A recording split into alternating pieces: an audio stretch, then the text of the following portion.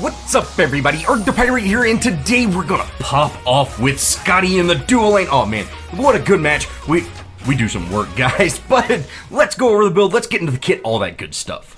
Now, for my first 1500 gold, I'm going to start out with Charge Morningstar, which is rank 2 of Transcendence, and then I actually pick up Beads instead of Aegis because of the Ares, and then I'm going to have 3 mana potions and 3 health potions. And then I'm going to finish off my Transcendence, then build into Warrior Tabby, Crusher, Quinn Size, Jotun's Wrath, and Bloodforge, and then pick up Aegis for my last relic.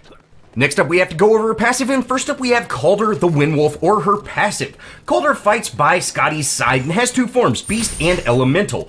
While in Beast form, he can attack enemies and be attacked. While in Elemental form, he is immune to attacks and regenerates health over time. His forms can be controlled by Skadi's Rune of the Hunt, but will be forced into Elemental form if he loses all hit points. Skadi's one is Piercing Cold. Skadi throws an Icy Spear forward, dealing damage to enemies and slowing them for 3 seconds.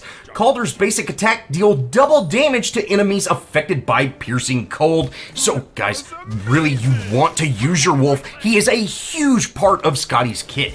And speaking of her wolf, we have her too, Rune of the Hunt. Skadi marks an enemy for Calder to hunt. While toggled on, Calder assumes the beast form and chases and attacks the marked enemy. If the marked enemy dies, Calder will attack other nearby enemies. When toggled off, Calder stops attacking and returns to Skadi, reverting to his elemental form on the way. The ability can be activated at rank 0, and Calder gains new skills and rank ups as they go on. And rank 1, you get a dash, and rank 5, you get 10% movement speed. So it's an awesome ability, and it works very well with her kit. But remember, you want to use your wolf effectively, and remember to toggle him off, because if you don't, he'll die, and then you lose out on that damage. Permafrost is her 3. Skadi freezes the ground at a target location for 5 seconds. The icy area deals damage to enemies who touch it and continues to deal damage every 0.5 seconds as long as they stay on that area. Gods who step into the area are slowed and lose control of their movement while sliding across the ice as well. Skadi will also gain movement speed increase while standing on the area, and it persists for 3 seconds after it fades or when she leaves that area. Lastly, we have her ultimate, Winter's Grasp. Snowstorm surrounds Skadi and Calder. Upon activation, enemies in range become rooted, and Calder is restored to full health. The storm persists for 4 seconds while dealing damage to enemies every 0.5 seconds, and you root enemies and constantly do damage to them, guys. This allows you to absolutely melt people. Alright, before we get into the gameplay, and guys, you can see we're doing work this game, but before we get into the gameplay, one thing about Skadi, guys, is she doesn't do so well with crit because Calder is a big part of her damage, and he cannot crit. So really, if you want to play Skadi, you can find success with crit, but you are much better off building just true damage items and not that crit item, because again, her damage comes from her abilities as well as Calder, and then you get that root and just you're able to tee off on people. You're much better off building non-crit items. Alright, let's get into this gameplay. So you can see I'm using my Permafrost to get that movement speed buff, and sure enough, we're able to get back in the lane very quickly, and they're pushing into the lane, but that's quite alright, guys. We're doing work this match, and you can see we use that Permafrost to kind of displace Ares. We wanted to get it on the other side of him to push him towards us, but is what it is. We're just kind of waiting until we can go in, and sure enough, that's about to happen, guys. You see, we get some good poke on there, and then Ganesh gets some poke. Hey, we're poking them down. They're getting low. We just need to wait. We've got the huge minion advantage now. I'm trying to get Calder to attack Apollo, and you can see, oh man, Ganesh's ult, we're able to delete them. Look at that, guys. Even though I'm pretty sure Ganesh got both those kills, with his passive, we're able to get both those in.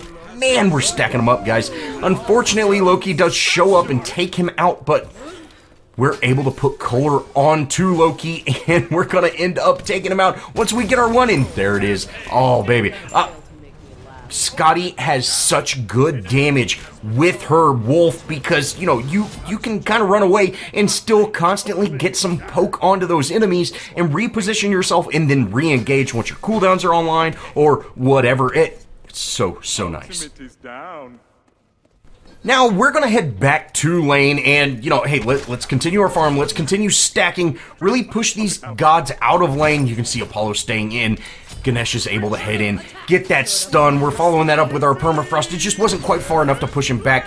Not exactly sure why Apollo is standing in Ganesh's ult here, but we're going to go ahead and take him out. And then this is going to be a free tower. Awesome, awesome plays. Unfortunately, Ares shows up behind us and he is able to take out Ganesh, but this does free me up to actually take out Ares as well, you know, which unfortunately our support died, but it gave us not only a double kill, but we're going to be able to get that tower for it, and that's a well worth it sacrifice.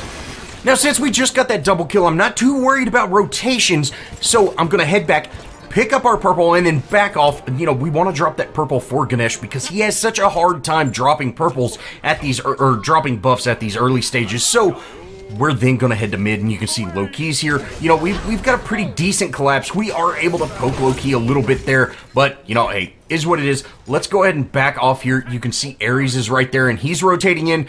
That would have been a great time for gold, but let's go ahead and head back in and see if we can make something happen. Sure enough, Agni's able to get that stun, lining them up perfectly for that awesome double kill. A great job. Now is a perfect time to pick up Gold Fury, and we're going to actually pick up Oracles as well. Now you can see me here, we're actually using our Wolf to get damage onto the Oracles, and that's great. That's what we wanted. You have to really utilize your Wolf to get that real damage that Skadi's capable of. And if you are good at using that Wolf and not allowing him to just run out there and die, you're capable of insane damage. From here, after we drop that gold, me and Medusa are actually going to rotate onto this Apollo who's pushing this lane solo. Sure, he was able to take out that tower, but he's going to pay for it. And it did allow us to freely pick up Gold Fury as well. So we're making really strong plays as a team. This is great, guys. Now at this point, I want to push this lane and then rotate somewhere else. And you can see I'm cleaning up this lane. Apollo ults in. Let's get it. Look at this collapse. Guys, that was a great job. Our permafrost is on cooldown, which might have saved our life there if it wouldn't have been. But is what it is. We're, you know, first death, not a big deal. Now, since my Pele and Ganesh just absolutely handled our duo lane, we're going to march down mid lane. Let's try to take this T1 out so we can start making these great team rotations. You know, we're working very well as a team so far, and let's try to continue that. So we're going to just try to get some poke on this tower, you know, really try to avoid Scylla as much as possible. Back off a little bit, wait for this next wave to show up with that Agni stun. Look at that, and this damage from our one. Oh, man. Scylla didn't stand a chance, guys. This is going to allow us to push into this tower with this, you know, we've got this big wave with us. Great. You know, even though Agni might be peeling off here, you know, Agni can't do a whole lot to tower, so that's quite all right. And then Loki shows up with Agni following up on that. Look at this, guys. We turn that completely around. Awesome, awesome play on Agni's part, just that map awareness. You know, I was playing a little aggressive, and he was there to back me up, and that made... You know, that made that entire situation livable, and we almost got that jungle kill as well. So really, just pay attention to that map, and you can see kind of what's going on, and that's going to allow us to push into this tower. We take this tower out. Now it's time to back off. You know, great job on Agni's part. Now from here, we're going to, of course, back off, get healthy, we build into our Crusher, and we're just kind of looking, what can we do? My team successfully took out the T2 in our duo lane, and you can see all of our lanes are pushed. There's just not a whole lot going on right now, so we're just kind of waiting to see, you know, Gold Fury's down. We might be able to get Pyromancer or something like that, but let's actually rotate over to our solo lane and help out this Medusa, and look at this team collapse, guys. We're actually going to force out this ultimate from Achilles, which is great. I'm going to use that permafrost to keep up with his movement speed, and this team collapse. So that allowed us to absolutely delete him. Loki shows up, and guys, we're just going to be able to head hit and delete him. Awesome, awesome play by my team. And you can see my Wolf is now tanking the tower. That's saving a little bit. Of course, the Wolf, he's staying on that tower. Look at the damage. We're staying on that tower. He's getting just a little bit of poke on it. But this is allowing my Wolf to tank the tower over Ganesh or something like that. And that really saves some lives. Now, once we down that tower, I'm actually going to disengage. Let's leave, but Ganesh stays in. And look at this, guys. My team is rotating to that fight. And if we're able to collapse on that, you know, this is going to be an easy couple kills. And hey, that's great. Apollo shows up, so I'm going to focus Apollo. You know, let's try to get Apollo. Look at the damage, guys. Oh, man. It's great. And instead of keeping the pressure up in this lane, instead of everybody staying in that lane, we've got two options. We can go to mid, which is currently being pushed by some minions, or we could go to Fire Giant. Now, I'm going to go ahead and head to mid since my team is being very, very aggressive. You know, let's get an objective instead of just staying up there at that Phoenix, but look at my team, guys. They're doing work, and unfortunately they start going down there, but look at that Phoenix. It's taking some damage, and that's really allowing me to go into this mid tower pretty unmolested. You know, no one's here. No one's really focusing on me because, you know, they're all over at that big fight. Scylla shows up, and guys, we're gonna delete Scylla.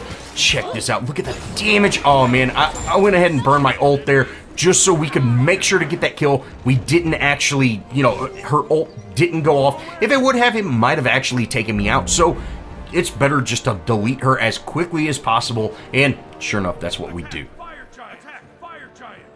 Now from here, I'm going to go ahead and back off, get healthy, start building into Quinn size, and then I'm actually going to rotate over to Fire Giant. This is a great time to pick up Fire Giant. Let me go ahead and drop red first, pick up red while my team's rotating over there, and look, we all show up around the same time. That's great. And then, you know, easy Fire Giant. Let's head on to Pyromancer, but guys, check this out. Ares shows up here. Instead of going in on to Pyromancer, we all should peel off and deal with Ares. And then we can go back to Pyromancer because he might be able to steal it. We will definitely be able to kill him, but there's no sense in letting him steal an objective. Definitely zone those gods out, and if you have to, completely leave them and take them out, and that's exactly what my team does. We're making some awesome rotations as a team. This is just such a fun match. And from here, you know, we get another double kill. We're keeping them on staggered deaths. You know, this is great. The highest person on their team is 13. The lowest on ours is 14. You know, we're dominating, guys. And we're able to go into this Phoenix, just absolutely take it out. Ares is here. Look, I didn't even get to turn around before he was gone. And this is going to allow us to just completely push into this Titan and actually take it out. Great game. What a fun match, guys. This was just an absolute blast, and I really hope y'all enjoyed and got to look at Skadi, who's kind of an underappreciated hunter. Well, if y'all did enjoy, show me some love, leave me a comment, think about subscribing, and as always, I'll see y'all in the next video. Have fun. Thanks. You rock.